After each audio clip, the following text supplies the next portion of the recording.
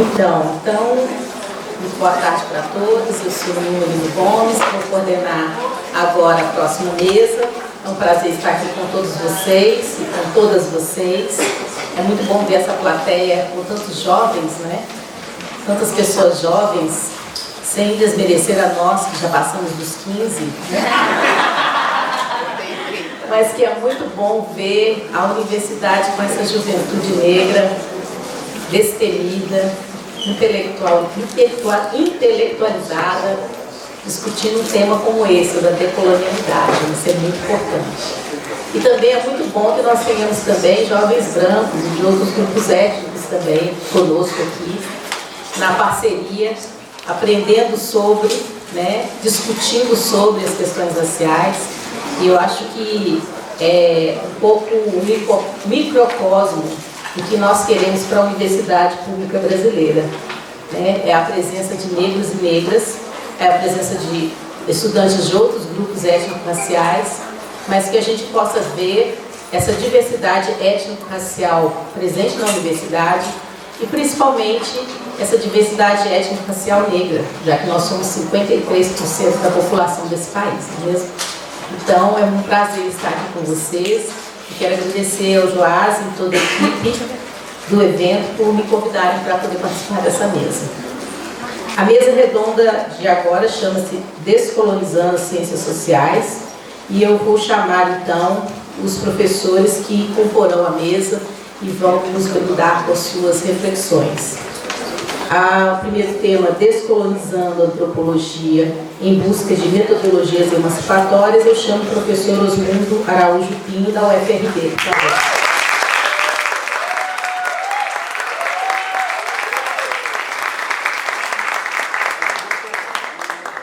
Prazer, professor. Eu chamo também, com o tema Convergências entre Intelectuais do Atlântico Negro, Guerreiro Ramos, Franz Fanon e Dubois, o professor Joás Bernardino Costa, da UFRB.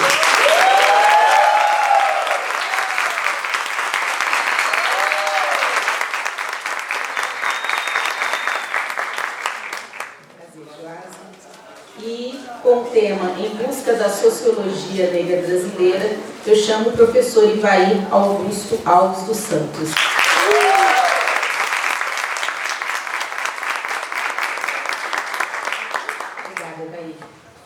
Então, as palestras elas serão nessa sequência que eu falei e os nossos convidados terão 20 minutos para sua fala, acrescido de mais 5 minutos. Como coordenadora da mesa, nós fazemos aquele papel de mediação do tempo. Então, quando estiver faltando 5 minutinhos, eu aviso a cada um de vocês para que vocês possam concluindo a fala. E nós vamos começar, então, com o professor Osmundo Araújo Pinho, e eu vou apresentá-lo para vocês, uma parte do currículo do professor. O professor Osmundo, ele é graduado em Ciências Sociais pela Universidade Federal da Bahia. Ele tem mestrado em Antropologia Social pela Universidade Estadual de Campinas e o doutorado em Ciências Sociais pela mesma instituição. Ele é professor adjunto 4 no Centro de Artes, Humanidades e Letras da Universidade Federal do Recôncavo da Bahia, Campus Cachoeira, no programa de pós-graduação em Ciências Sociais da Universidade Federal do Recôncavo, e também no mestrado profissional em História da África, da Diáspora e dos Povos Indígenas da mesma universidade. O professor Osmundo, ele também é colaborador do programa de pós-graduação em Estudos Étnicos e Africanos da Universidade Federal da Bahia, e entre 2013 e 2014 ele cumpriu o estágio pós-doutoral como Visiting Scholar no African and American Diaspora Studies Department, da Universidade do Texas, em Austin. Ele tem experiência na área de antropologia e estudos culturais, com ênfase em teoria antropológica e em antropologia das populações afro-brasileiras e da diáspora, atuando principalmente com os seguintes temas: relações raciais, sexualidade e gênero. Ele é autor do livro O Mundo Negro, Hermenêutica Crítica da Reafricanização em Salvador, UniAfro-FRB, NEAF, de 2010, e co-organizador de uma série de outras publicações. Então, com vocês, professor Osmundo.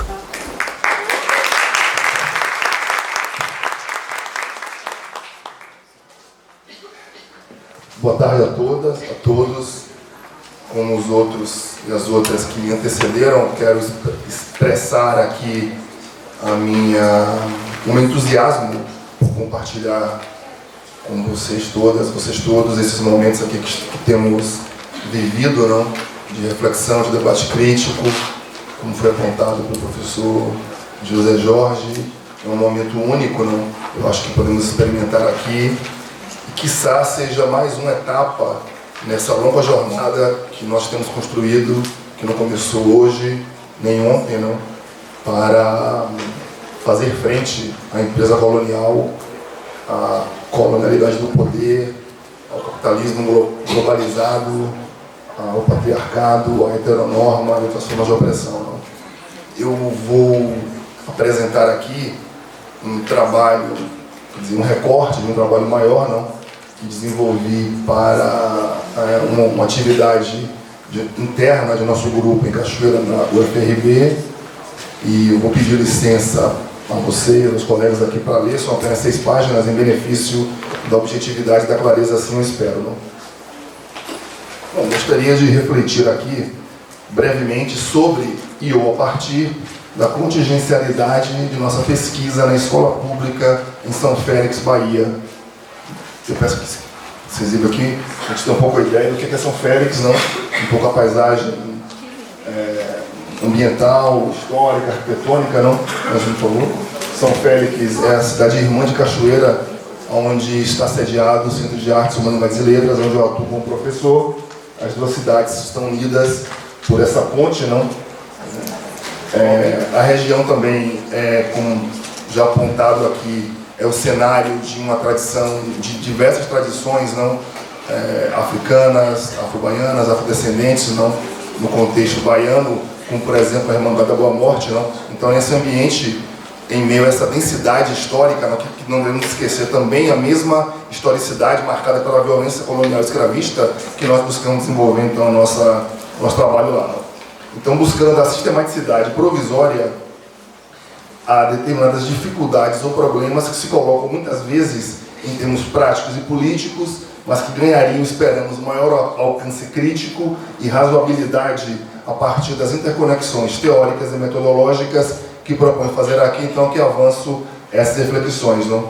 Levando em conta que o processo de nossa investigação sobre a produção de subjetividades masculinas racializadas sobre os quadros institucionais do Estado e em relação contraditória com o mercado está em curso, as notas teórico-metodológicas que avançam aqui se fazem no calor da hora e como etapas de uma reflexão in progress sobre o significado do trabalho de campo antropológico e do engajamento crítico de uma antropologia desconfortável com as posições de poder tradicionalmente associadas à epistemologia ocidental ou eurocêntrica. Nesse sentido, e evitando as armadilhas tanto do positivismo vulgar quanto do subjetivismo, e eu posso explicar depois, enfim, o que eu quero dizer com subjetivismo, que espero que não, enfim, eu espero não ser confundido, não, quando eu falo em subjetivismo, em avançar alguma crítica à ideia de subjetividade. Não é exatamente isso, não. Enfim, depois podemos discutir um pouco isso melhor, e também a minha própria posição de sujeito como homem negro homossexual envolvido nesse processo. Não? Nesse sentido, então, evitando essas armadilhas, propomos refletir sobre a nossa prática localizada em conjunção a uma consideração mais ampla sobre a antropologia crítico engajada, levada a efeito por pesquisadores, eles próprios, como nós, não, excêntricos, com relação a posições de sujeito identificadas com a matriz da supremacia branca global, o patriarcado e a heteronorma. Convém definir minimamente esse objeto multifacetado e certamente disputado, ou seja, masculinidades negras ou subjetividades masculinas racializadas. Nosso objetivo acadêmico principal é definir a produção de subjetividades masculinas racializadas, ressaltando as categorias e estruturas de sentimento que articulam de modo problemático e contraditório os sujeitos com os quais interagimos e as estruturas do Estado, a escola pública e a polícia, por exemplo, não, e do mercado, a indústria cultural, e, por exemplo, elementos do vestuário recompostos não como elementos dessa construção subjetiva. sob o abrigo dessa temática mais geral, no tema da masculinidade, outras questões se movem. Por exemplo, a dissidência de gênero, o corpo negro, a defasagem dos rapazes na escola, as formas subjetivadas da violência, a articulação do pagode baiano como discurso cultural periférico, etc. A unidade de análise, então apenas mostrar para vocês aí a logomarca do projeto, que busca de algum modo dialogar um pouco com esse imaginário iconográfico da juventude negra racializada na Bahia. Brincadeira de Negão, que é o nome do projeto, também é o título de uma canção, de uma música do pagode baiano, do funk, que é um pouco uma síntese de elementos contraditórios que se articulam nessa produção de masculinidade, né? Bom, a unidade de análise, ou sítio de pesquisa, é o Colégio Estadual Rômulo Galvão, e essas coisas, a unidade de análise e o sítio, não são exatamente a mesma coisa, por óbvio, mas coincidem com uma superposição de uma cena territorializada e institucional. E por que institucional? Ofereceria limites para a circunscrição dos agentes. E aí, nesse caso, muitos problemas, obviamente, aparecem. Porque se o nosso compromisso é, em primeiro lugar, com um ponto de vista nativo e, ao mesmo tempo, com práticas emancipatórias de pesquisa, ou seja, dialógicas, horizontais e críticas, a instituição escolar pode ter, e tem, vocês sabem, eventualmente, outros compromissos que estão então, em conflito com os nossos interesses e, também por óbvio, com os interesses dos jovens. Não? Em Etnografia e Imaginação Histórica, Ji e John Komaroff estabelecem como a antropologia social desenvolve o seu método e confronta as questões estabelecidas teoricamente pela tradição etnográfica anterior, representando, na duração de sua própria constituição, um equilíbrio dialético entre fato e valor, o que poderíamos traduzir de outra forma como uma contradição entre objetividade e ideologia. Os fatos da vida social, sobre os quais se debruça o antropólogo, têm sua mesma objetividade definida socialmente como obviamente significativa, pela mesma ideologia, não? E pela construção, não, claro, a ideologia que informa o mundo da vida e o horizonte de sentido, que também está presente na mesma produção de ciência, claro, não? E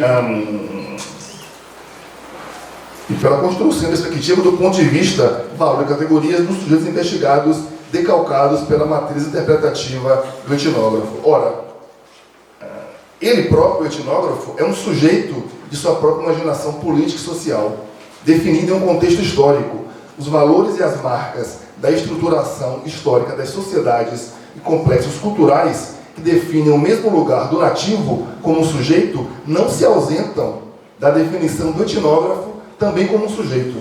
Como então insistem os Komaroff, não se trata de mera comunicação intersubjetiva ou de um encontro dialógico entre duas posições em um jogo marcado pela, entre aspas, entre comilhas, pela razão comunicativa, mas da mesma definição de uma zona de contato, eventualmente conflituosa, assimétrica, não?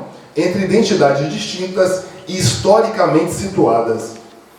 E nesse caso, a historicidade dos contextos define a historicidade dos sujeitos, articulados em multivalentes espaços, não meramente locais ou globais, mas entremeados em escalas distintas de determinação, que é muito evidente para o caso das culturas juvenis, né?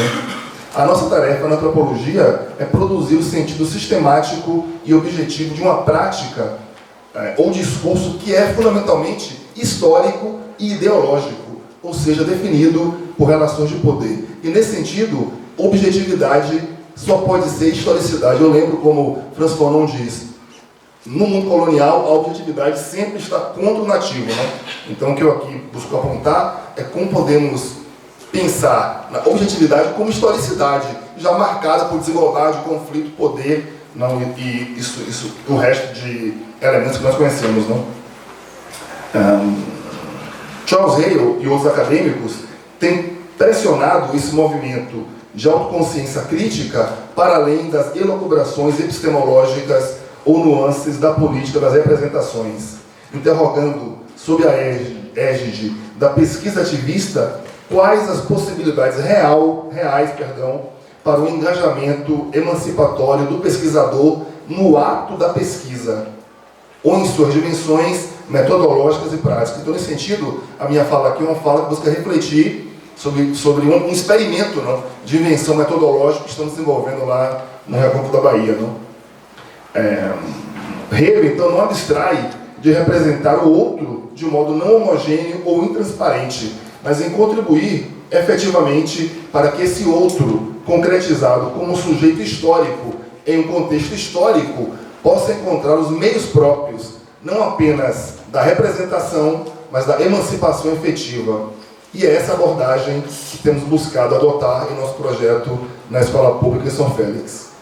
Dessa forma, Hegel sugere como a crítica da cultura, tal como apresentada, por exemplo, por Jorge Marcos e outros antropólogos, enfim, que conhecemos como pós-modernos, então, uma crítica que se centra na interpelação da escritura etnográfica, na teorização, não, e na possibilidade estratégica para políticas subalternas da representação, encontra de algum modo um limite, não? Então as palavras de Hegel, por favor, Ricardo, mais um.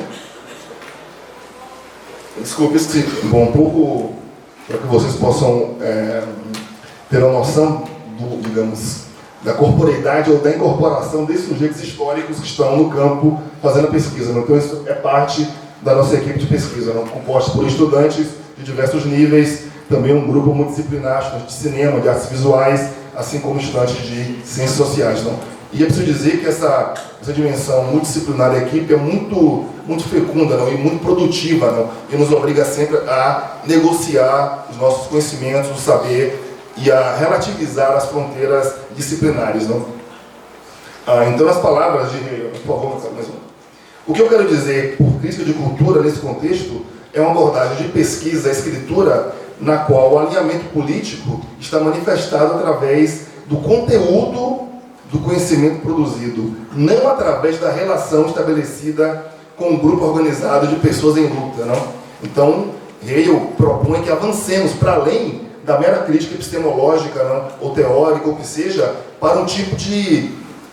para assumirmos o desafio de reinventar a prática de pesquisa, não? Que observe, também leva em conta digamos, o desafio a essa duplicidade, não? Esse antagonismo epistemológico que parece tão difícil, não? De ser superado entre o objeto e o sujeito. Não? E sabemos como, historicamente, objeto e sujeito ocuparam lugares muito claros no mapa geopolítico global. Não? E mais que isso, não? Como no Brasil, vemos repetidas as hierarquias globais em versões paroquiais, não? Ou provincianas a cada departamento universitário. Não? O autor, então, Hegel, advoga uma distinção entre crítica de cultura e pesquisa ativista, que enfatizaria desde o princípio, ou de modo intrínseco, a dupla lealdade que ele salienta entre o rigor acadêmico definido pela avaliação interpares e o compromisso com a emancipação de grupos subalternizados e explorados. Desse modo, a prática emancipatória não se limitaria a políticas da representação, mas se realizaria na própria prática cotidiana da pesquisa, definida pelo dialogismo, pela suspensão das hierarquias, pela definição coletiva e assimétrica de agendas de interrogação.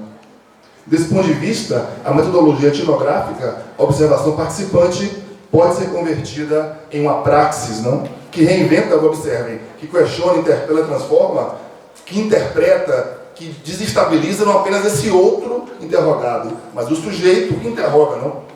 Como, inclusive, a minha experiência pessoal, não, de pesquisador nesse ambiente, me leva a fazer o tempo inteiro, não? A repensar quem eu sou como pesquisador, a relativizar minha posição como professor, assim por diante. Não? Por quê? Quer dizer, por que o método pode ser convertido em praxis? Porque o conhecimento antropológico é produzido em contextos situados, como aqui já foi apontado diversas vezes em outra chave, não? Por sujeitos situados, que não se defrontam meramente como subjetividades da razão comunicativa, mas como agentes subjetivados por práticas discursivas e de poder, que são históricas e não meramente reflexos transparentes das políticas epistemológicas eurocêntricas. É importante enfatizar, acho que isso não é importante enfatizar, vou pular na verdade.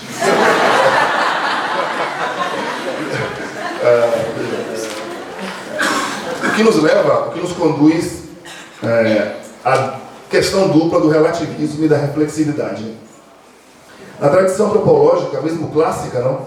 mesmo clássica, mesmo na antropologia funcionalista colonial, não, há a percepção de que o relativismo, ainda que seja uma exigência do método, que pretende preencher o espaço de incoerência e fragmentação de culturas primitivas pela integração dessas distintas racionalidades e construir em um modelo coerente, não, é mais do que isso, não. Ou seja, o relativismo não é apenas um expediente de método que permite tornar inteligível práticas anteriormente vistas como incompreensíveis, não. É mais que isso, porque permitiria que nós, lá eles, os ocidentais, nos defrontássemos com outras possibilidades e com os limites arbitrários de nossa própria cultura, na voz realista de Bronisław Malinowski, um antropólogo funcionalista. Não? Embora possamos, por um momento, entrar na alma de um selvagem e, através de seus olhos, ver o mundo exterior e sentir como ele deve sentir-se ao sentir-se ele mesmo, nosso objetivo final ainda é enriquecer e aprofundar a nossa própria visão de mundo, compreender a nossa própria natureza e refiná-la intelectual e artisticamente. Ao captar a visão essencial dos outros, com a reverência e verdadeira compreensão que se deve mesmo aos selvagens, estamos contribuindo para alargar a nossa própria visão. Então, quer dizer, desemaranhando, obviamente, essa observação dessa linguagem, não, que ainda preserva algo, obviamente, do evolucionismo, enfim, dos preconceitos eurocêntricos, aparece aqui, claro, como como a antropologia produziu uma interrogação sobre si própria, não? E como a antropologia pode ser, veja bem, aqui é claro que eu busco, de algum modo, encontrar meios de descolonizar, de salvar a antropologia e de, digamos, encontrar na antropologia uma linguagem capaz de atender a essas demandas emancipatórias, não? E parte disso tem a ver, então, com essa dimensão de espelho, não? A antropologia e a antropologia e o relativismo também operariam também como um espelho no qual nós próprios, ou eles, não, os ocidentais, podem ver a si mesmos. De tal forma que, como inúmeras vezes salientado, a antropologia é um empreendimento reflexivo, que relativiza valores e categorias do self para aproximar-se do outro em seus próprios termos. De um ponto de vista bastante material, o modo prático com que enfrentamos ou vivemos as contradições de uma prática de pesquisa que busca reinventar a si própria no curso de sua execução se realiza na metodologia que empregamos. Almejamos produzir uma inscrição que signifique o ponto de vista dos sujeitos envolvidos, na verdade, assumir como ponto de partida, na medida do possível, o universo cultural dos jovens interpelados, não, dos nossos jovens interlocutores, não? Como discutem em outros trabalhos, não, na verdade. Então, por exemplo, tomando a cultura popular como um meio de elaboração de experiência, como um ambiente, como um discurso periférico, não? Que produz também conhecimento, não? E que localiza os sujeitos no mundo, com os elementos, não, que são disponíveis. No caso da Bahia periférica e empobrecida, para os jovens, o pagode baiano, que é uma atualização do secular, das seculares batucadas, não? E é genial como te encontra, por exemplo, na ojeriza ao pagode, hoje na Bahia, uma linguagem, eu diria, que repete quase que ipsis literis a linguagem da antropologia racialista do século XIX. Não? Parece que ouvimos de novo Nina Rodrigues contra esses batucos estrondosos, a selvageria, o barbarismo, a hipersexualização, o irrefreamento dos costumes. Não? Então, assumimos o pagode que esse jovem desenvolve, enfim, não dá para, talvez, eu possa desenvolver isso com vocês melhor no debate, mas, quer dizer, como o pagode é uma linguagem que nos permite conversar com esses jovens. Não? Dessa forma, buscamos incorporar elementos iconográficos, categorias e formas discursivas da cultura popular como veículo de comunicação para a criação de uma zona de um ambiente comum para uma conversação entre nós mesmos e esses jovens. Pretendemos fazer isso, todavia, e ao mesmo tempo, e esse é um aspecto para nós importante, contribuir, favorecer, provocar aos jovens um tipo de uma abertura reflexiva, não? Para que eles próprios possam, com os elementos que eles usualmente manipulam, refletir sobre a sua condição, sobre o sexismo, sobre o racismo, homofobia, capitalismo, ou o que seja. Não? E nesse sentido aqui, então, já encaminho para a conclusão, queria aqui enfatizar o significado que acreditou reconhecer na utilização dos grupos focais, não? Que é a metodologia que nós, basicamente, estamos buscando elastecer e adaptar a esse nosso propósito, não?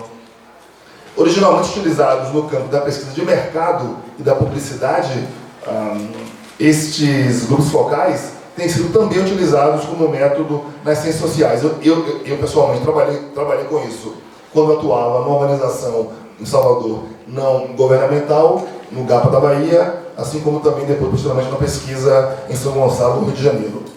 Ora, do modo como nós entendemos, os grupos focais permitem um tipo de registro, quer dizer, que já começa polifônico, não? Quer dizer, a interação, a intervenção já é estruturalmente polifônica, não? Ademais, em oposição à modalidade inquisitorial da pesquisa, como entrevista individual usualmente não? E reproduz essa interação, como eu disse, quer dizer, não é à toa que chamamos o interlocutor de informante, não? É algo quase policial. Nesse momento da entrevista individual, não? Em que você submete esse sujeito a um questionário, quer dizer, tem uma dimensão de uma violência bastante evidente, não? Do modo como entendemos, não? Ao invés disso, o grupo focal permite a um grupo delimitado interagir entre eles, não? Em torno de questões, imagens, músicas, canções, sem necessariamente responder a perguntas, ou uma série delas, não? De interlocutor incisivo e invasivo. Inversamente, tal como ocorre em São Félix, os grupos focais se revestem de informalidade e os jovens acabam discutindo entre si, principalmente, sobre os temas propostos, ainda que motivados, mobilizados pela nossa presença. De tal forma que a oposição entre o sujeito da investigação que pergunta, explora e induz o interlocutor a responder e aquilo que se elege para uma conversação plural, no qual os próprios sujeitos podem interpelar, discordar e divergir um dos outros, como de fato acontece, encontra mediação, não? Quer dizer, entre o interesse de pesquisa e o interesse dos jovens, a metodologia já faz o meio de campo, não? Já me obriga a escutar muito mais o que eles querem dizer entre si, não? E eu posso depois dar uma série de exemplos de como os jovens divergem, por exemplo, quando temos no mesmo grupo meninas, rapazes e moças, não? Usualmente há divergência sobre diversos temas, não? Às vezes não. Como então aparece nesses registros do Diário de Campo? Mais um, por favor. Na sala encontramos 5 meninos e 4 meninas. Thaís explicou e eu repeti o que iríamos fazer e quem éramos. Eles não entenderam bem, ao que parece, nem se mostraram muito entusiasmados. Alguns irrequietos se moviam pela sala. Outros 2 rapazes e mais 2 moças exibiam indiferença arrogante e desconfiada. Pedimos que se sentassem em círculo. Houve resistência. Eu insisti. As moças cederam, mas não os 2 rapazes. Quando iniciamos a exibição do vídeo Lavacar Sex, do Universo Axé, um programa local não, de música, de cultura na Bahia, esses dois recalcitrantes, que estavam mantendo postura algo inamistosa, abriram um sorriso e se juntaram à roda e à discussão. Não? Próximo, por favor. Ao final da atividade, a postura do grupo parece ter se alterado. Inclusive, os recalcitrantes pareciam colaborativos e interessados e perceberam que a atividade não seria uma aula chata. Um deles perguntou se essa seria uma nova disciplina. O gordo sugeriu que viéssemos sempre nesse horário às segundas. Me pareceu evidente que mesmo o garoto recalcitrante e mais jovem foi tocado e perturbado pelo debate, que o fez pensar e refletir. Desse ponto de vista, a devolução aos nativos, que nos preocupava, nos preocupa, é um tema recorrente, não? Pode ser isso, não? Devolver a eles, eles próprios e a sua imagem, não? Obrigado.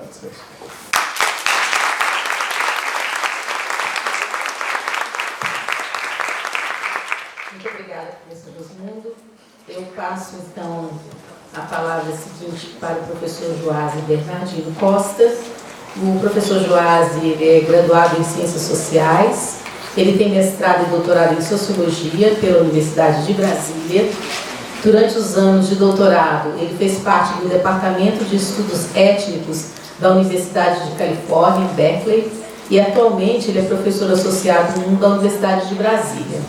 O professor Joás tem experiência na área de sociologia, com ênfase em relações raciais, atuando principalmente nos seguintes temas: teorias decoloniais, pós-colonialismo, intelectuais negros, ação afirmativa, trabalho doméstico. Ele também é autor dos livros Saberes Subalternos e Decolonialidade, os Sindicatos das Trabalhadoras Domésticas no Brasil, pela editora da Universidade de Brasília, e é co-organizador de Tensões e Experiências, um retrato das trabalhadoras domésticas de Brasília e Salvador, e do dossiê Relações Raciais em Perspectiva, além da coautoria e autoria de vários outros trabalhos. Então, a palavra está com o professor Joás Bernardino.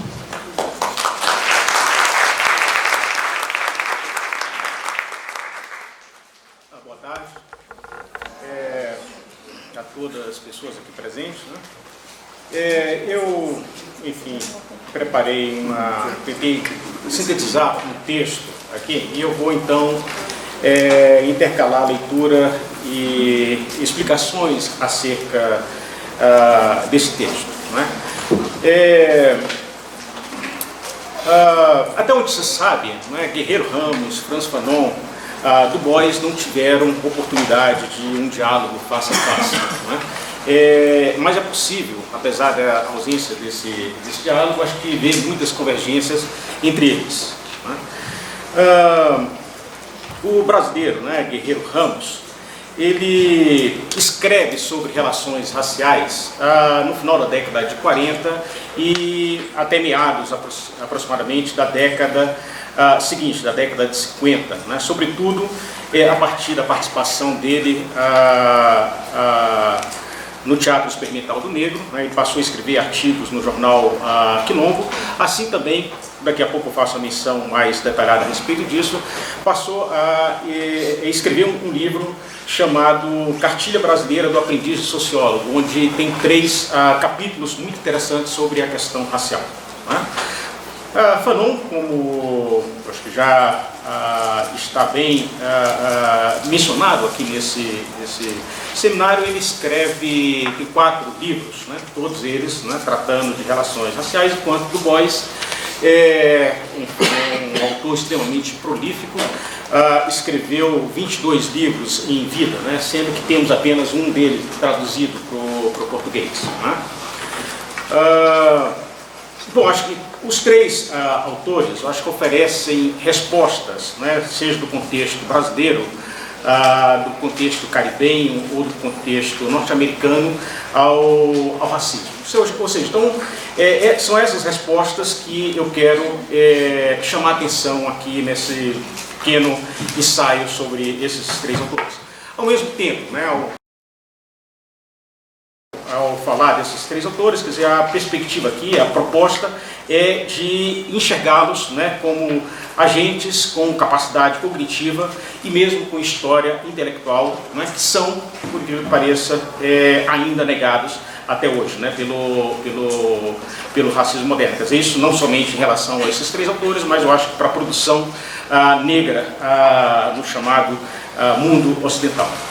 Pois bem, então vou utilizar aqui o Guerreiro Ramos como uma chave, uma guia dessa comparação, né, e vou tentar abordar 3 questões aqui específicas, né?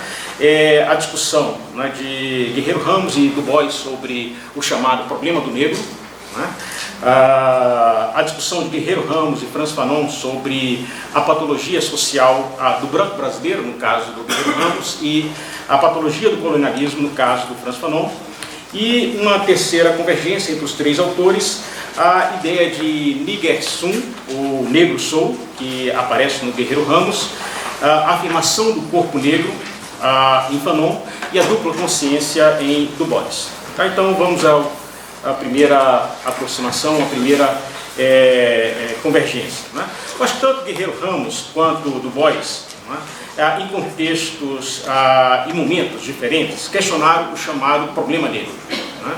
O problema de ser um problema significava que o negro discrepava do ideal da sociedade. Portanto, quer dizer, uma parte significativa da produção do Guerreiro Ramos sobre essa temática é justamente o esforço em negar, né, a tese de que o negro seja um problema. Da mesma forma como isso aparece também em textos significativos do Borges.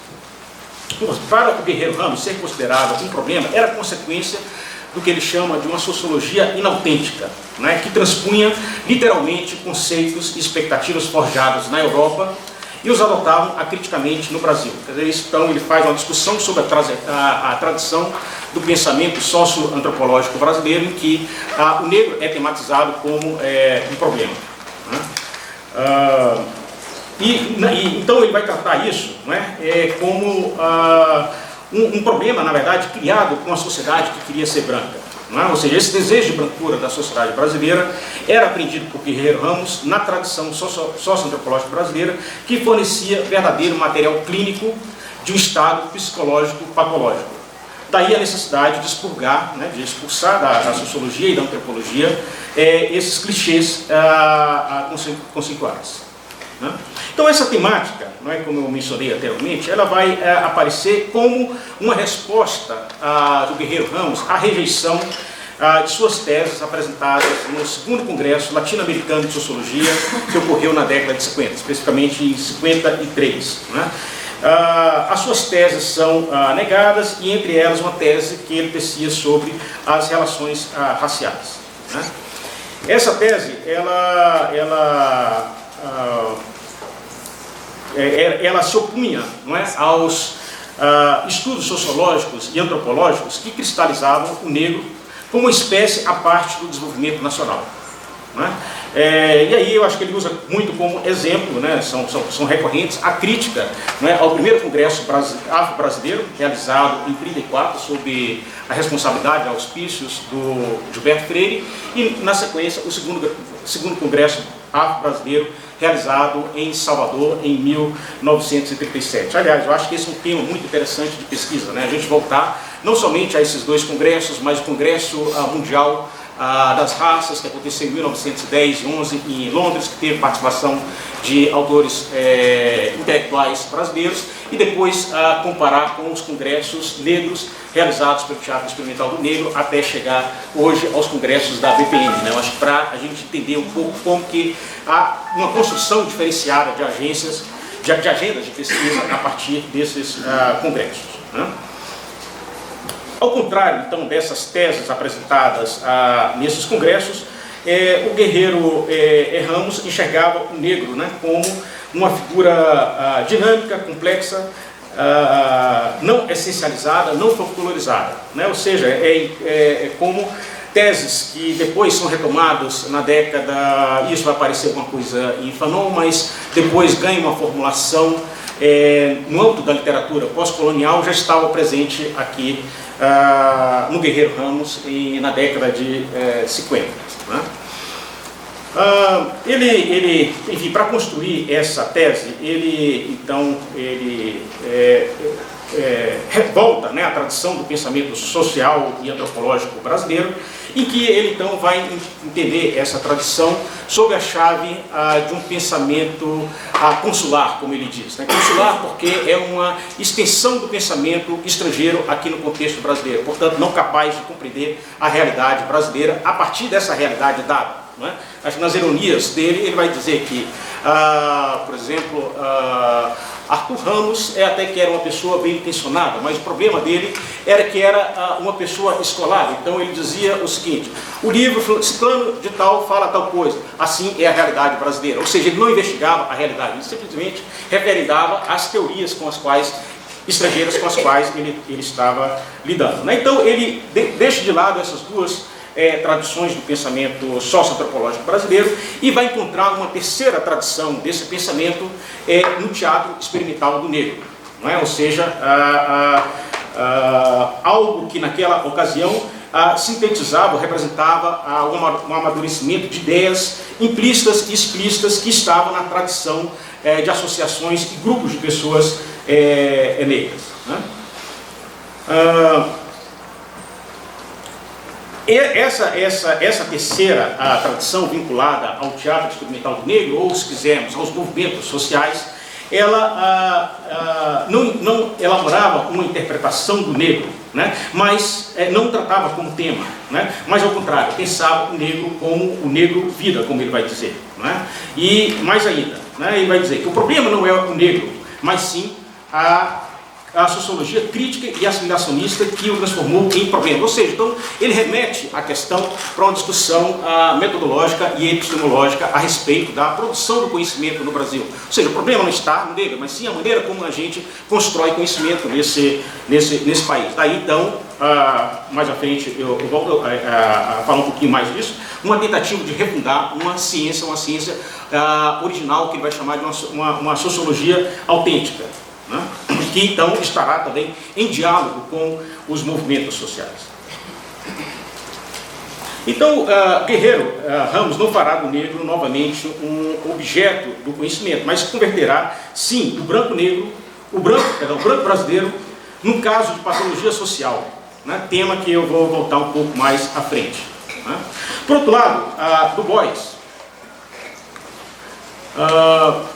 meio século antes, né, e isso aparece claramente na obra As Almas das Gentes Negras, desenvolvia suas reflexões sobre o problema negro, né, e sobre também o cânone científico da época. Uma das famosas passagens do The Souls of Black Folk, ele fala sobre o problema do negro. Ele diz o seguinte: entre mim e o outro existe sempre uma questão não respondida por alguns em virtude de um sentimento de delicadeza, por outros pela dificuldade de uma correta formulação. Todos, entretanto, giram ao redor disso. Eles aproximam-se de mim de uma maneira muito hesitante, olham-me curiosamente ou com compaixão. Então, ao invés de dizerem diretamente como se sente sendo um problema, eles dizem: eu conheço um excelente homem de cor na cidade, ou eu lutei em Mechanicalville, ou essas ofensas sulistas não fazem seu sangue ferver. Diante desses, eu sorrio, ou apresento-me interessado, ou abrando o fervor, como a ocasião requer. Para a real questão, como se sente sendo um problema, eu raramente respondo. Du Bois raramente responde essa pergunta porque este não é um problema do negro americano, senão dos princípios fundamentais que embasam a sociedade norte-americana, né, que estabelecia, né, uma linha de cor separando, ou que estabelece, continua estabelecendo, uma linha de cor de separação entre negros e brancos. O negro, como um problema, não era somente um tema, né, mas também uma questão metateórica para Du Bois, né, um tema vivido, inclusive, por ele, por essas indagações feitas a ele, né, mas também era uma questão metateórica. 5 anos antes, ele escreve um texto apresentado no Congresso da Academia Americana de Ciências Sociais e Política, exatamente com o título O Estudo dos Problemas Negros, né? Esse artigo foi inspirado pelas pesquisas que ele desenvolvia na época a convite da Universidade de Pensilvânia, né?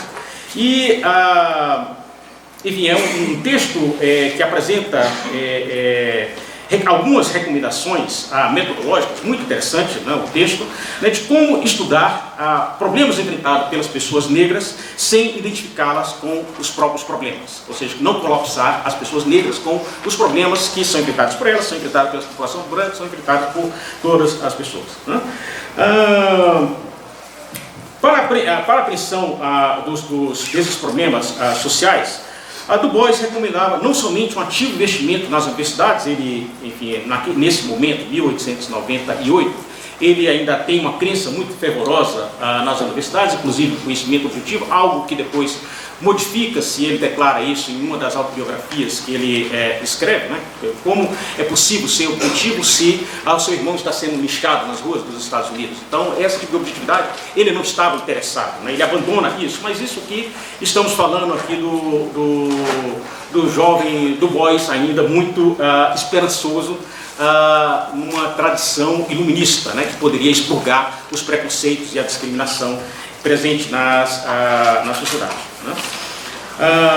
Então, acho que ele recomendava então, investimentos nas universidades, mas também ele recomendava uma preparação de um corpo de pesquisadores negros altamente qualificados, né, os chamados 10% mais talentosos, né?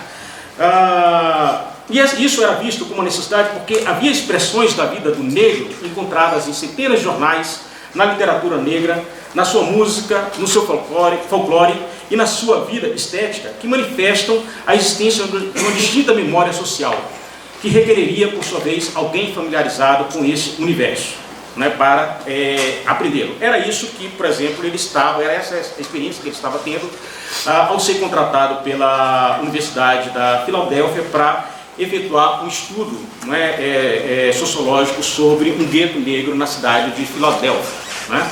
Aliás, uma obra excelente, recomendo, né, fortemente adotarem esse livro nos nossos cursos de sociologia clássica, sociologia contemporânea, ou seja, como trazer autores negros, né, que têm obras excelentes, né, para o bojo da nossa discussão, até o momento que a gente tiver verba e tiver pernas editoriais para publicar em português. Mas eu acho que a gente começa a mudar esse cânone pegando essas pérolas existentes, né, no pensamento histórico, pensamento sociológico, e trazendo-os para o bojo dos nossos cursos. Né? E essa familiarização com a memória social do mundo negro norte-americano também se apresenta bastante evidente em todo o The Souls of Black Folks. Né? Por exemplo, as viagens que o Du Bois, né, faz ao Cinturão Negro, né, ao sul dos Estados Unidos, é um mergulho na memória social do negro americano e é também um mergulho na subjetividade da população negra norte-americana, ou seja, se essa sociedade branca encara o negro como problema e se essa identificação do negro como problema é uma essencialização do negro, ou seja, aquilo que o Guerreiro Ramos está mencionando como o negro tema, né, uma maneira de desconstruir e de romper com essa essencialização do negro é através da subjetividade da população negra, né? Ou seja, a capacidade da gente entrar numa luta pelo controle da nossa própria imagem, como vai falar a Patrícia Hill Collins. Né? Bom, o tema da patologia... Como estou de tempo? Mais 10 minutos. O tema da patologia social...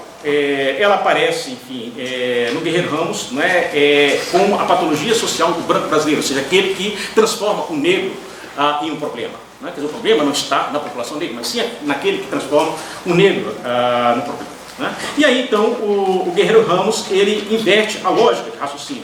Ele trata o branco brasileiro sôfrego de identificação com o padrão estético europeu no caso de patologia social, assim como passa a considerar o preto brasileiro, apto de embranquecer-se, embaraçado com a sua própria pele. Ou seja, como que essa dinâmica também não é uma dinâmica que se restringe, não é, à população branca, mas também atinge a população negra. Daí é necessário, portanto, como vou falar um pouco mais à frente, uma revolução política epistemológica para que o próprio negro não se sinta como um problema e que isso está presente, né, nas reflexões do Guerreiro.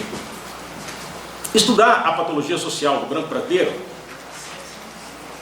era uma maneira de converter aquele que sempre fora sujeito do conhecimento em objeto de estudo. Né? Então, naquela famosa entrevista que ele dá a Lúcia Lippe, que está naquele livrinho A Sociologia do Guerreiro, ele fala ironicamente, não é? Assim, eu fiz aquele congresso, está se referindo ao Congresso Brasileiro do Negro de 1950, do TEM, para medir o tamanho do nariz da população branca, para medir o tamanho do crânio da população branca, etc. Ou seja, uma tentativa, claro, irônica e provocativa, de inverter o problema. Aquele que sempre transformou o negro em um objeto a ser escrutinado, precisava também ser objeto de escrutínio por parte da população negra. Né? Ou seja, então, utilizando as observações de Sartre, pode-se dizer que no Brasil o branco tem desfrutado o privilégio de ver o negro sem ser visto por esse último. Então, o que ele propunha é justamente ver o branco brasileiro e daí, então, ele se depara com o que ele chama dessa patologia social do branco brasileiro, um desejo de se assemelhar ao branco europeu e que nesse ato de assimilação do branco europeu, ele precisava demonstrar que ele estava distanciado do negro brasileiro, portanto ele construiu o negro como objeto de estudo. Né? Ou seja, era uma maneira então indireta de construir alianças com o racismo eurocêntrico.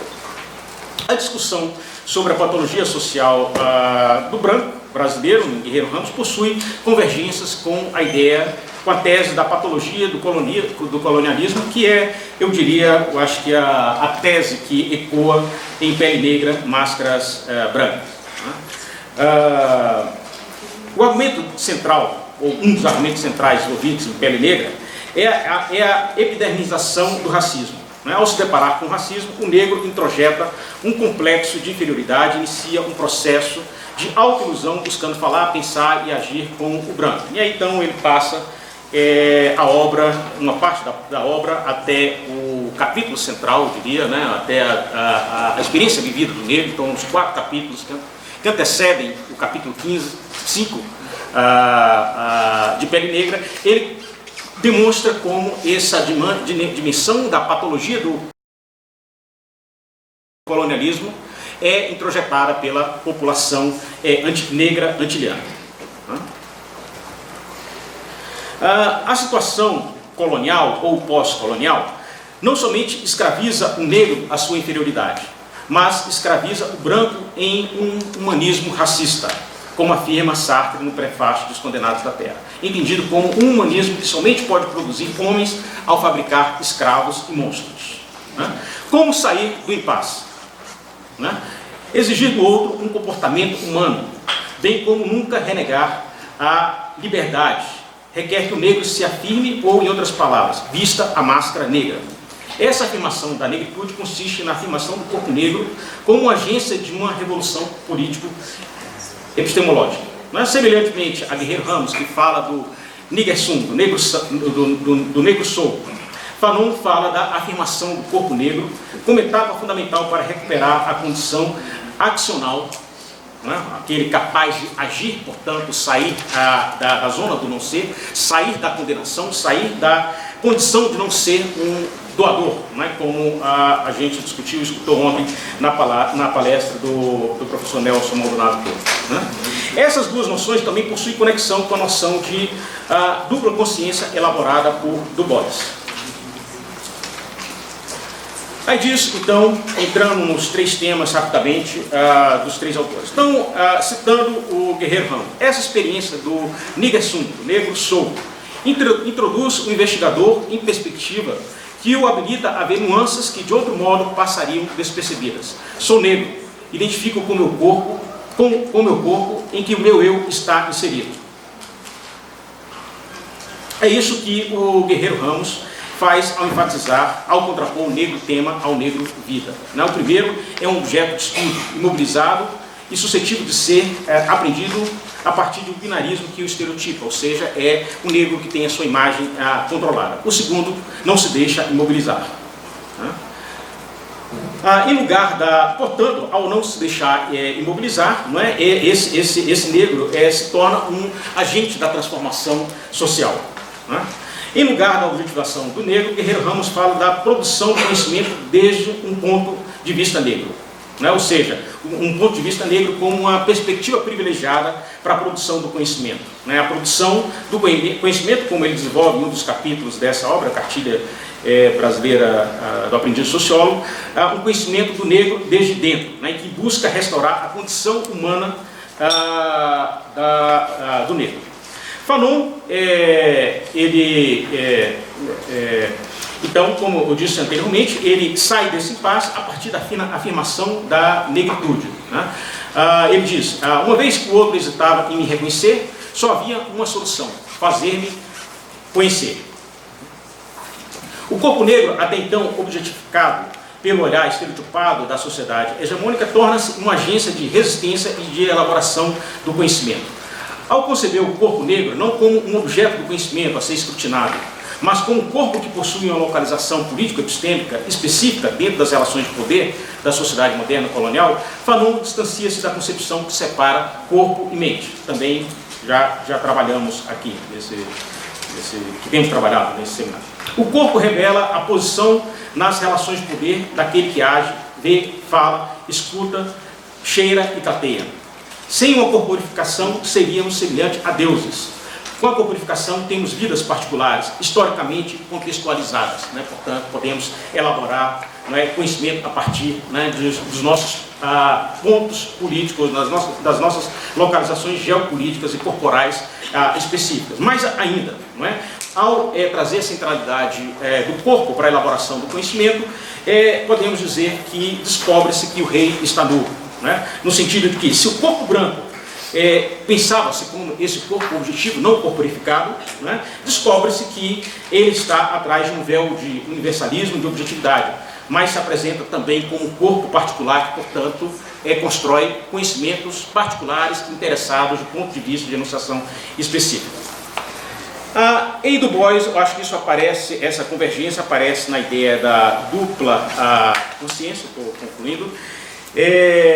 A dupla consciência, eu vou abreviar bastante aqui, a dupla consciência não é simplesmente um drama existencial e angustiante em torno de ser ou não ser, não é um drama shakespeariano, né? O drama existencial poderia ser lido como uma dimensão negativa, em que a alma do negro norte-americano seria medida pelo olhar de um outro, que se recusa a reconhecê-lo como plenamente humana. Outra dimensão da dupla consciência é um olhar que permite uma avaliação crítica da sociedade, portanto positiva, né? Que desumaniza o negro e o concebe como um problema, né? O ponto de vista negro permite observar as contradições da sociedade hegemônica quando essa fala de humanismo, mas nega a humanidade do negro, quando fala de igualdade, mas não a estende aos negros, quando fala de justiça, mas não a torna uma realidade para a população negra. Eu acho que é isso que estamos fazendo aqui nesse seminário. Muito obrigado.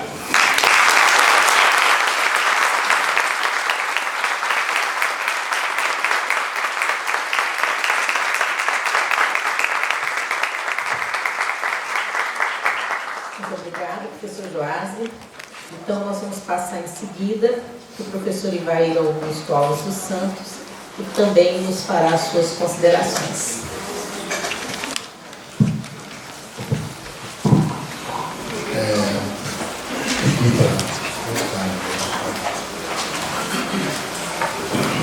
Gente, eu vou ficar de pé, sentado, tá bom? Não se excuse. Bem, senhores, eu quero esperar, desculpe da minha voz, mas é resultado de madrugadas.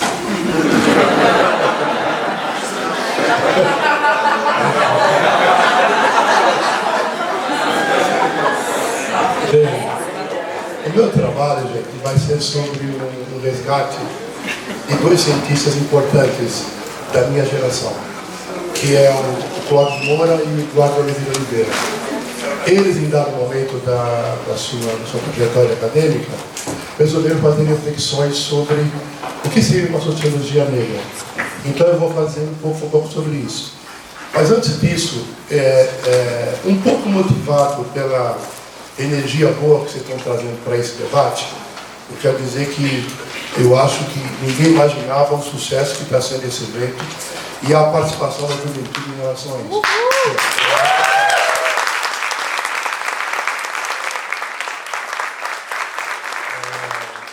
Realmente o Joásio está de parabéns, senhor Eduardo.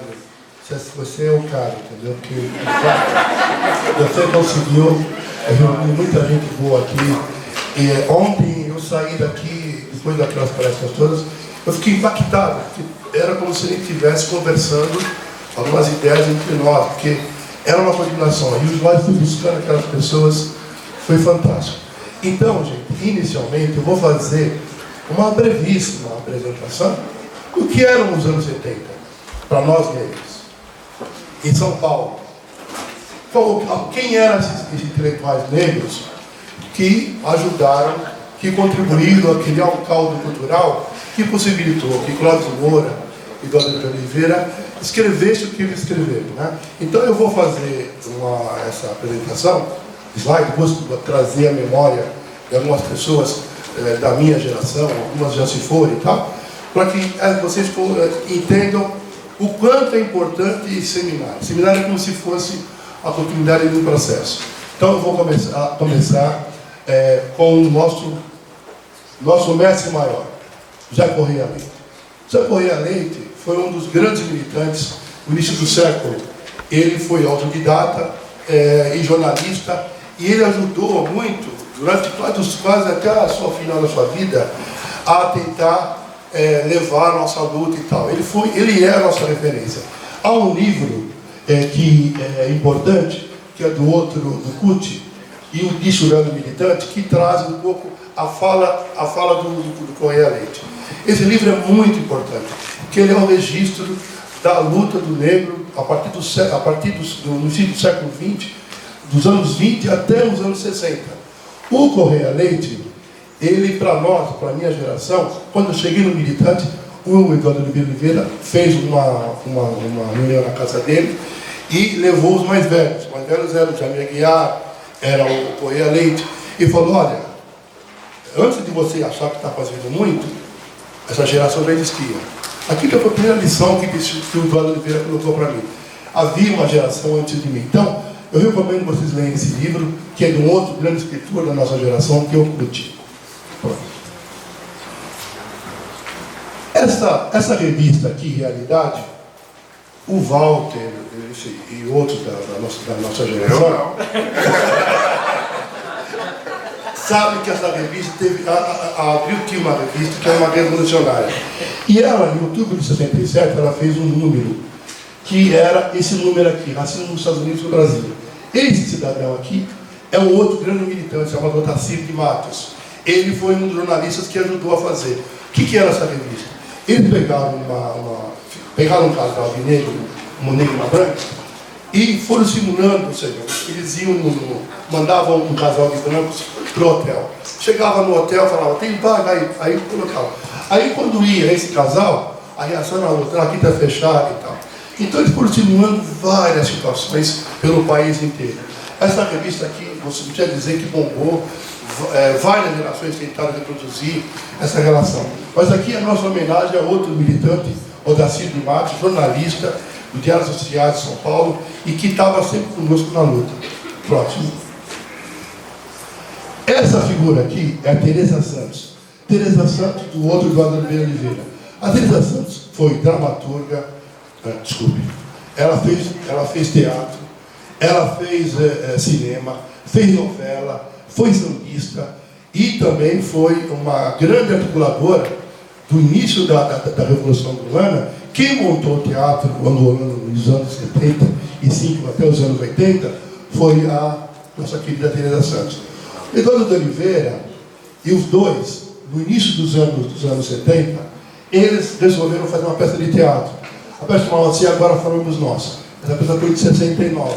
Essa peça era um registro, vamos dizer assim, a fala dos negros, porque o Eduardo estava cansado de ir no teatro primeiro no Via Negro. Então eles resolveram fazer um teatro com todos os atores negros. Esses atores reproduziam cenas do cotidiano onde o racismo era explícito.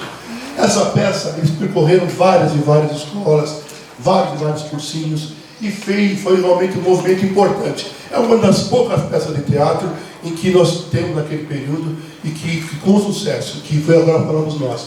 Então, em termos de teatro, era esse o movimento. Continua, por favor. Teresa Santos, ela faleceu há pouco tempo, mas era uma mulher guerreira, uma mulher muito importante, não só para São Paulo, para o Rio de Janeiro também. Ela era carioca e ela, vamos dizer assim, era daquelas mulheres combativas, por dizer que uma guerreira, uma mulher que não deixava com medo. Vamos lá. Na política nós tivemos, nessa época, um político chamado General Tarquínio. Ele foi eleito prefeito de Santos em 1968. Um mês depois foi cassado pelo regime militar. Ele é nome de várias ruas, escolas, enfim. Mas ele era a nossa maior liderança em São Paulo política. Ele era do MDB. Ele era a figura. E no ano de 82, quando ele estava estourando, nós íamos ganhar a eleição com ele e tal, ele tem uma lesão cerebral e falece. Foi a nossa maior perda no início dos anos 80. Porque ele era brilhante, advogado que falava brilhante. Você tem uma ideia da importância dele? Uma vez eu encontrei com o Tarquínio, por exemplo, eu encontrei com o Tarquínio aqui na UNB. Aí eu falava: pô, Tarquínio, não tem na minha casa, vamos conversar, tomar um café. Eu era garoto, tinha 17, 18 anos. Eu falei: vou. E minha casa era longe, na periferia e tal. Então, como se eu morasse lá em Planaltina. Ele foi até minha casa e a gente, toda a vizinhança, né? Era o Esmeralda Tarquínio, caçado, né? E ele contando um pouco por que ele foi caçado e tal. Então, muita gente, ontem, por exemplo, falou menção de quanto o regime militar foi duro com relação a nós. Esse foi um dos que nós sofremos muito. Alguns dos nossos companheiros dos anos 70 não conseguiram sequer sobreviver. Muitos foram levados ao suicídio. Ao suicídio, vou repetir para vocês. Então, a repressão em relação à população negra, aos movimentos, não foi algo fácil. Eu trouxe, porque esse era, vamos dizer assim, o nosso representante maior, Meral Tarquínio, uma política. Ele era do MDB, só tinha dois partidos naquela época, Arena e MDB. E era do MDB e era caçado, mas a gente estava com ele na luta e na militância política. Por favor, próximo. Isso aqui era o nosso ponto de encontro em São Paulo, Biblioteca Municipal de São Paulo. Toda negrada, quando queria se reunir, marcava no dependência da Biblioteca Municipal de São Paulo. Era o nosso ponto de encontro de fazer agitação. Para tudo. Desde para marcar um baile, vamos marcar reunião lá. E eu resolvi trazer essa imagem. Atrás desse prédio, os negros, nos anos 68, eles, o prédio é todinho cercado de grandes figuras da literatura. Camões, Goethe, vários. Aí a negada resolveu se reunir e resolveu, atrás desse prédio aqui, levar a figura do nosso poeta maior, Cruz de Souza. Então tem lá atrás ainda um símbolo, mas foi um movimento negro dos anos 60 aqui. Mas aqui era a nossa casa. Nossa casa era a Biblioteca Municipal. Próximo. Nos anos 70, na literatura, nós tínhamos essa figura que o Oswaldo Camargo. Em 72, ele lançou esse livro. Esse livro é um livro de contos. Se vocês vão repararem a capa dele, há uma figura que está se mudando para um negro comportado de gravatinha, para um negro rebelde, que é o Black Power e tal. A ideia era essa mesma. O livro de contos é um livro importante na literatura negra. Ele foi reeditado esse ano, fizeram uma nova edição, e eu recomendo que vocês leiam esse livro para quiserem conhecer um pouco o movimento negro nos anos 70. Essa aqui é a juventude que resolveu ir além dos livros individuais e se reuniu para fazer Cadernos Negros. Cadernos Negros surgiu com um grupo de jovens, né? Aqui está vários desses jovens que se reuniram, vamos fazer o Cadernos Negros. Hoje está fazendo 37 anos. Nunca parou. Um ano é poesia, outro ano é contos. De maneira coletiva, ou seja, então a gente se reunia e tal para poder fazer esse livro, que nunca parou. Todos os anos tem, e há uma referência importante na literatura para nós no país. E essa juventude que tocou isso.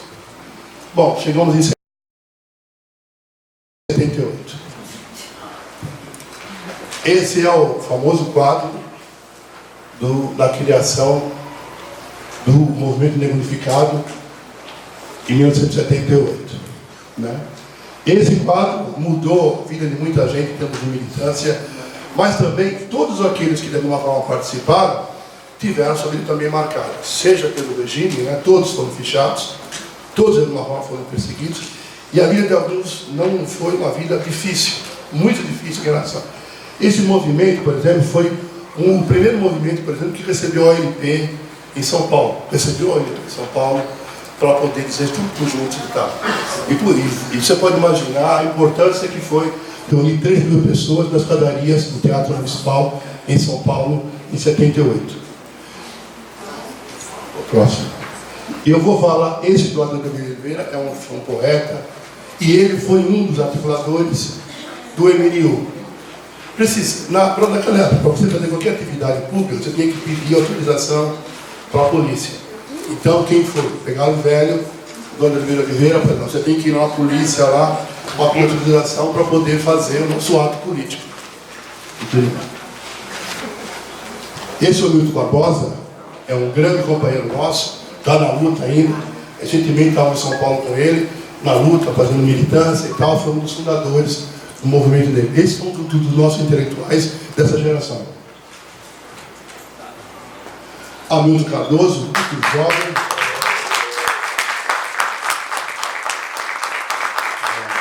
Quando lembra a foto dele, se emociona. Também foi uma das figuras importantes, jornalista. Ele foi parte daquele movimento da poesia de rua, então vivia vendendo poesia nos bares e tal, aquela agitação. Ele também foi um dos atores da peça, agora falamos nós, foi lá que ele aprendeu com a Teresa Santos e tal, a declamar os poemas, etc. Próximo. Abdias do Nascimento. Abdias do Nascimento, para quem não sabe, é doutor honoris causa da nossa Universidade da UNB. Ou seja, ele é doutor honoris causa na UNB. E ele só conseguiu dar aula nos Estados Unidos, Universidade de Buffalo, que no Brasil não conseguiu. Mas eu quero contar um episódio nesse período dos anos 70, que foi o seguinte. Ele foi convidado para fazer uma palestra na Faculdade de São Francisco. E lá tem um auditório, quem conhece a Faculdade de São Francisco, tem um auditório que parece um monumento, né? Tem todo o ex-presidente, foram alunos e tal. A Faculdade de Direito fechou e não deixou ele fazer a palestra em 68. Os estudantes pegaram, carregaram ele para o salão ali, e a massa toda, ele fez um discurso super inflamado e tal, e no dia seguinte se autoexilou, se ficasse, ia ficar preso, né? E nos anos 70, ele frequentava muito São Paulo. Quando ele voltou do exílio, ele reuniu com a juventude e passou o recado dele e tal. E ele também estava no Teatro Municipal naquele dia da criação do Movimento Negro de Casa. A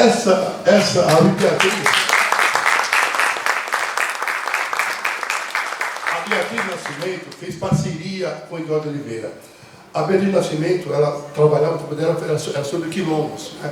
E ela, uma das teses dela, era mostrar que aqueles morros que existiam no Rio de Janeiro eram também oriundos de quilombos e tal. A Beatriz era muito amiga do Eduardo Oliveira, com quem eu vou falar mais atentamente. Mas ela também foi uma das nossas perdas, aquelas do Ida, né? Assassinada na defesa de uma outra mulher negra, enfim, foram aquelas coisas tristes que nós perdemos essa grande companhia. A Lélia, a nossa colega, a Lélia foi fundamental nessa articulação Rio-São Paulo. O Jogo Fim, nós perdemos recentemente, hoje um grande parceiro nosso. E também ele era a única pessoa que tinha acesso à Folha de São Paulo. Então ele que conseguia escrever e tal. Então quando ele escrevia era uma festa, porque a Folha de São Paulo não publicava nada em negros. Quando pegava o Joel foi esse grande parceiro e que ele está fazendo muita falta. Vamos lá, próximo. Gostaram do efeito visual, gente? Esse aqui é o cara. Esse é com quem eu quero falar. Doutor Oliveira, ele nasceu no Rio de Janeiro. E ele foi para São Paulo só aos 40 anos de idade, foi fazer faculdade de Sociologia. Ele é um sujeito muito sofisticado, um sujeito que é pianista, e ele, em São Paulo, ele falava fluentemente inglês e francês, foi o tradutor das obras do Roger Bastide. Roger Bastide foi um dos criadores da sociologia na Universidade de São Paulo. E o Eduardo Oliveira tem um arquivo dos seus livros, dos seus trabalhos, lá na Universidade Federal de São Carlos. E lá tem um arquivo que para aqueles que querem pesquisar, mais e tal. Infelizmente, ou seja, ele publicou muito pouco, né? Mas teve uma vida dedicada à militância. Ele foi o primeiro cientista que propôs na SBPC, 20ª coluna da SBPC, propôs uma mesa sobre o negro no Brasil. Então, a primeira vez que a SBPC pautou o negro foi por conta dele e tal. Ele escreveu vários textos, alguns textos foram publicados numa revista que já não existe mais, que é a revista Argumento. A revista Argumento é uma revista, basicamente, de intelectuais, tinha no seu corpo editorial Antônio Cândido, entre outros, e o Eduardo Oliveira conseguiu publicar um artigo importante nessa revista. O Eduardo, vamos dizer assim, formou o Hamilton Cardoso, o Milton Barbosa, a minha geração. Ou seja, ele é o sujeito, o nosso interlocutor na discussão. Ele era marxista, né? E ele entrou muito tarde na universidade, entrou em 64 e em 68 ele saiu como conseguiu terminar a faculdade de Sociologia. Então, ele era o sociólogo de São Paulo. Então, qualquer coisa, o sociólogo do Eduardo era esse aqui. Não confundir com o outro Eduardo Oliveira, que é o poeta. Esse é o Eduardo Oliveira, o nosso sociólogo e tal. É sobre ele que eu vou falar um pouco com vocês e tal. O Eduardo, em 1976, ele foi fazer... Meu tempo está acabando aí? Ah, dá tempo aí. Bom, eu tenho que prestar homenagem para essa gente que... Isso aqui, essa gente não existe. Essa gente aí, eu vi muitas passaram maus por causa na vida. E para defender a posição deles que tinham. Vamos lá. Olha só o que o Eduardo Oliveira escreveu num artigo que ele está contando, foi o artigo que ele foi apresentar no encontro de estudantes negros na antiga Universidade Federal Fluminense. Era o terceiro encontro dos jovens no Rio de Janeiro e ele levou esse texto. Esse texto aparece em vários, mas eu quero chamar a atenção, eu vou pegar alguns aspectos do texto para você ver um pouco das preocupações dele que nos interessa. Né? O que era um intelectual negro para ele? A outra coisa importante. O Eduardo era uma figura que a gente convivia muito e ele sempre dizia o seguinte, ele tinha uma coisa que percorreu a vida dele inteiro, que o pai dele dizia o seguinte para ele. O pai dele pegava, levava ele para o Porto de Santos e chegava e dizia, está vendo essa negrada aí? Tudo que você deve a ela. Todos os estivadores aqui, você é alguma coisa por conta desses estivadores aqui. Ou seja, ele sempre contava essa história para nós. Meu pai falava que devia sempre a minha vida aos estivadores. E no trabalho dele, ele sempre tinha essa preocupação de trabalhar com o coletivo. Mas para ele, o intelectual é uma espécie à parte. Nos ombros... o solo do Nelson, né? É uma espécie à parte. Nos ombros dele recai uma outra tarefa, a de descolonizar sua mente de maneira que possa guiar os intelectuais e estudantes na procura da liberdade.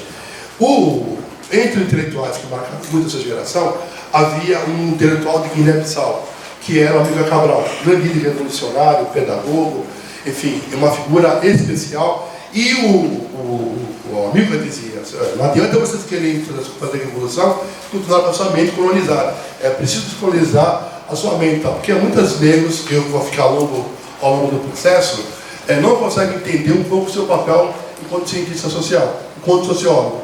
Confunde um pouco essa trajetória do sociólogo como um mero reprodutor de informação. Não, o sociólogo negro tem um compromisso muito especial. Próximo. E aí começam as críticas que ele colocava. Os livros sobre os negros tratam mais dos seus defeitos do que da política de opressão que ocasionou seus problemas. É preciso que nos proponhamos organizar um programa prático, orientado para comunidades, nos colocando no campo para aplicar um pouco da ciência que aprendemos, procurando usar o conteúdo de nossa própria experiência em cada área de trabalho, já que as pesquisas raramente ajudam a resolver nossos problemas. Essa questão da praxis vai ficar presente tanto no texto do Eduardo quanto do Klotz, ou seja, não era só um texto, era construir um material de uma teoria que pudesse colocar à disposição da Lula Negra para que ela pudesse ao mesmo tempo enfrentar e se defender e ia propor mudanças sociais. Convém também lembrar que a ciência que faz o negro um objeto de estudos jamais pensou que o seu objeto questionaria sua suposta objetividade, quando tem diversos instrumentos necessários para avaliar. Uau, né? Imaginou, os caras imaginaram o que eu estou falando aqui hoje? Era uma coisa... E o que ele, o Clóvis, é difícil vocês imaginarem, mas nos anos 70, era o seguinte, era uma plateia negra lá, e os brancos aqui falando sobre nós.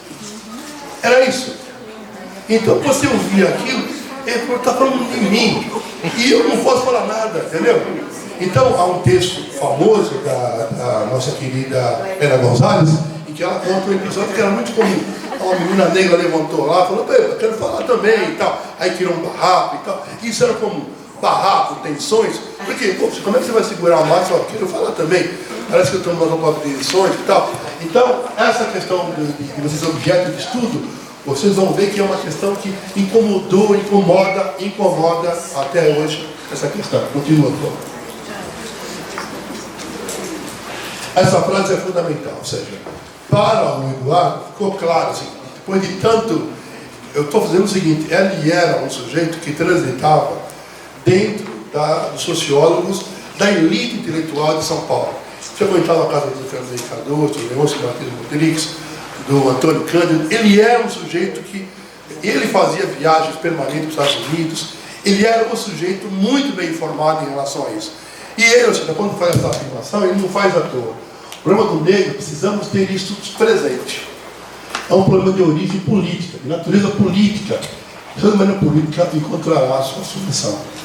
Essa ideia da política sem resposta era também uma ideia daqueles que lutavam contra o colonialismo, falando do Nkrumah, Luiz Cabral e também Agostinho Neto, que acreditavam que a transformação tinha que ser política primeiro, depois poderia ser econômica.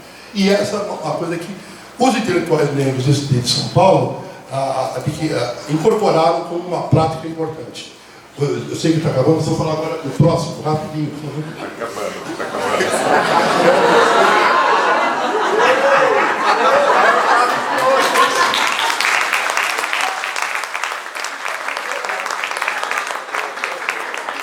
O Clóvis Moura, ele é do Piauí. Ele foi do Partido Comunista e ele, durante a sua vida, aos 20 e poucos anos, ele estudou direito, não terminou, ele mudou-se para a Bahia. Na Bahia, ele se elegeu a deputado estadual. Não teve dúvida. Era nos anos 40, era 48, foi caçado. Caçado, obrigado a fugir para São Paulo, né? Em São Paulo ele retomou sua vida de jornalista, trabalhando no Diário Social, trabalhando em vários jornais e tal. E ele, quando nos anos 70, eu era estudante lá em São Carlos, e aí, por exemplo, Papo de República e tal, falou assim, tem que escrever um artigo aí para o 13 de maio e tal. E o Clóvis Moura, eu mandei um artigo para o jornal dele. Aí eu falei, eu quero conhecer esse cara que escreveu esse livro. Aí eu fui lá, Papo Vem e tal, e eu não falei assim, que é o cara que escreveu e tal, mas enfim. Aí ele me contratou como revisor do jornal. Eu trabalhei durante anos com ele. Então essa relação com ele foi muito próxima e por isso que eu quero recuperar um pouco a fala dele. A próxima.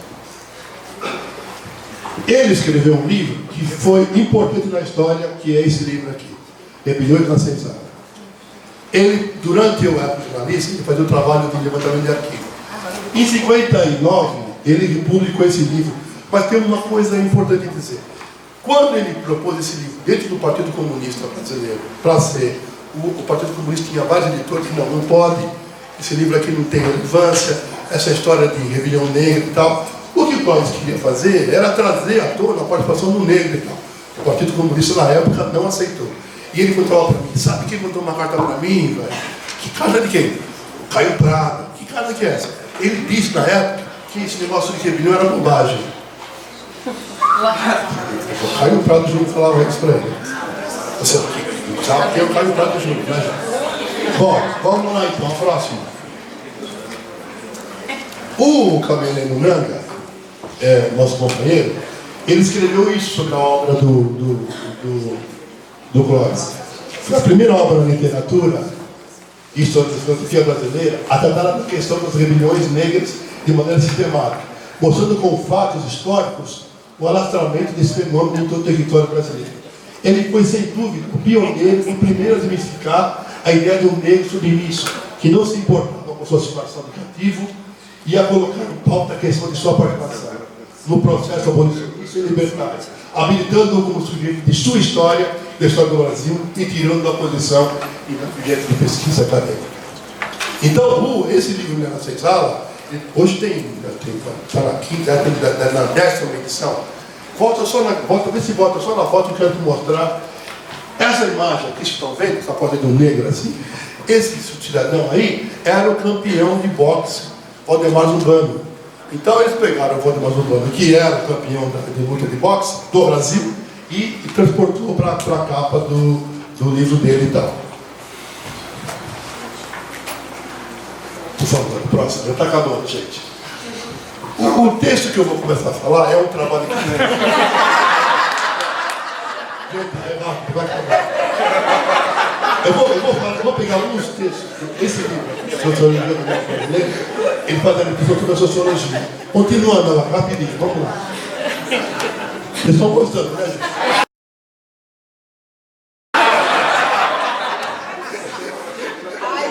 Vamos lá. O que incomodava tanto o Eduardo e o que incomodava tanto o Cláudio Lucas? Sociólogos e antropólogos colocaram o tema do negro em uma mesa de necrotério e passaram a dissecá-lo como se ele fosse apenas um corpo morto, a ser estudado nos mínimos detalhes para posterior diagnóstico de sua causa morte. Mas ele é mais irônico ainda. Só passo o próximo. O negro passou a ser analisado como se fosse uma drosófila monogâmica. O que é drosófila? É aquela música da fruta que é usada para laboratório para fazer estudo genético. Então, falou assim, um negro chegou a ponto de que era visto como uma drosófila. Dos nossos cientistas sociais, sempre objeto de laboratório, cobaia sociológica. Para eles, as implicações de relacionamento entre o negro e os estudos não vão além daqueles que existem entre a realidade estudada e a verificação da eficiência das suas hipóteses de trabalho. Então, veja o seguinte, eu estou nos anos 70, aquela efervescência, a gente indo para o Black Soul, aquela confusão, aí você vai para os debates, parecia que você estava sendo, você era o cara que estava ali numa mesa, falando sobre você, e você não tinha voz, você não era, você era um objeto de estudo, onde tinha hipóteses antes preparadas para ser comprovadas em relação a você. Continua, por favor. Para ele, a sociologia do negro, mesmo quando escrita por alguns autores negros, é uma sociologia branca. Por quê? Quando escrevemos branca, não queremos dizer que o negro, branco, não há. Nós queremos expressar que é subjacente um fruto conceitual branco que é aplicado sobre a realidade do negro brasileiro, como se fosse apenas jeito de estudo, e não um sujeito dinâmico. E um dos problemas mais importantes para o reajustamento estrutural da sociedade brasileira, os nossos reajustes culturais, em que quase todos os níveis estão impregnando essa visão alienada, muitas vezes paternalistas, outras vezes intensa, imparcial. Já está muito no mar. Não quero uma sociologia negra no Brasil, mas que os cientistas sociais tenham uma visão que enfoca os problemas étnicos do Brasil. A partir de quem? Da experiência do negro. Quando você pega o trabalho da Lélia, o trabalho do professor Abdias, eles querem isso. O Abdias parte da experiência do quilombo. A Lélia parte da experiência da mulher negra. Mas, na verdade, o que se diz é que nós queremos falar a sociologia a partir da nossa experiência de vida, a partir da nossa história. Essa era o grande anseio e também uma crítica profunda aos métodos de estudo todo negro, ou seja, métodos esses que usavam regras dos quais a nós negros não interessavam. Ou seja, então, várias obras, se vocês lerem com atenção, nós somos objeto de estudo. Ou seja, nós não temos a fala, nós não somos ouvidos sequer, somos invisíveis e inaudíveis, ou seja, também não somos sequer porta-voz de nada. A penúltima. O estudo sobre o negro brasileiro, nos seus diversos aspectos, tem sido mediado por conceitos acadêmicos. Essa é uma outra questão importante. Eu já peguei várias bancas em que o cara tinha preconceito em relação e queria falar sobre negro. Como é que é isso? Mas pior, o cara não entende que ele, como branco, tem preconceitos. Ele é racista. E esse cara reproduz isso no trabalho dele. Então, ou seja, essa sociologia negra, muitas vezes, essa sociologia tem aspectos brancos em que o próprio autor não reconhece isso, não faz só autocrítica. E ao considerar o negro como objeto de estudo, parece que loucura isso, né? Mas para a grande parte dos cientistas que se dedicam a esse assunto, nós somos um mero objeto. Não há nenhum tipo de envolvimento, nenhum tipo de relacionamento em relação a isso. Por favor, próximo. Vamos para outra aqui. A língua está me cobrando aqui. Vamos para outra. Olha, a gente sabe que são os livros, as pesquisas, que sem uma praxe política, que irão produzir essa modificação. Ou seja, não adianta acreditar que a gente vai fazer a evolução através dos livros. Para o Clóvis, para o Ricardo, era preciso casar isso com uma praxis de luta, uma praxis, e isso aqui é uma das praxis importantes. Eu espero que essa minha fala, ela possa ser um registro, primeiro o seguinte, antes de Joás, de Bahia, do Wilson, de Walter Silvério e tudo mais, muita gente trabalhou. A gente colocou a sua vida em defesa da luta da população negra. Eu não falo colocar a vida em termos de figura, não, de poesia. Eu falo real. Ou seja, que muitas dessas pessoas tiveram uma vida muito dura e uma morte muito sofrida. Mas estão aqui vivos porque a gente, vocês me deram a oportunidade de poder falar um pouco deles nessa exposição. Muito obrigado.